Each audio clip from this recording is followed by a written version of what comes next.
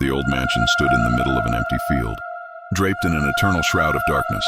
Its roof sagged, windows were shattered, and the walls were covered in thick moss. The air was suffocatingly still, with only the sound of wind whispering through the cracks, making the house seem alive, breathing in the night. An urban explorer, intrigued by the mansion's ominous presence, stepped through the rusted iron gates. Clad in a black jacket with a flashlight in hand, he ventured into the eerie darkness of the mansion, unaware of the horrors that awaited him inside. The air grew colder as he entered the foyer. A faint glow of yellowish light seeped from a room upstairs.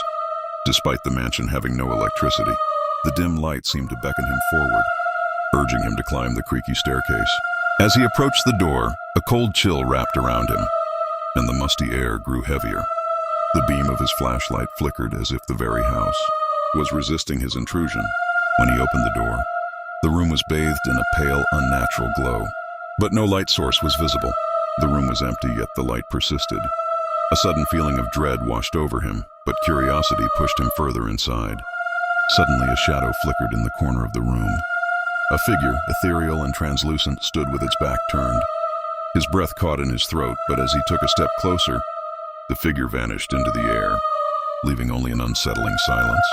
The floor creaked as the house seemed to come alive, and strange noises filled the space. Footsteps, chairs scraping, and the sound of heavy breathing, as if someone or something was watching him. In a drawer, he found an old, weathered journal.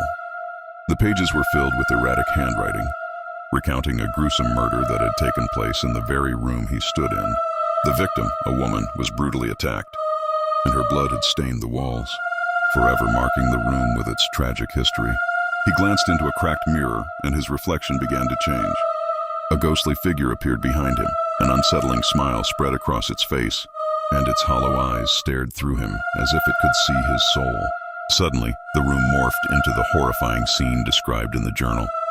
The woman's spirit reappeared, reliving her final moments, her screams echoing throughout the mansion. The blood splattered across the walls, the ghostly figures reenacting the nightmare over and over. As he tried to leave, the door slammed shut behind him, trapping him inside. Panic gripped his chest as he realized the mansion was not letting him go. The air grew thick with the scent of decay, and he heard a whisper in the darkness. "We died here, and now you will join us." The cold hand of the woman brushed his neck.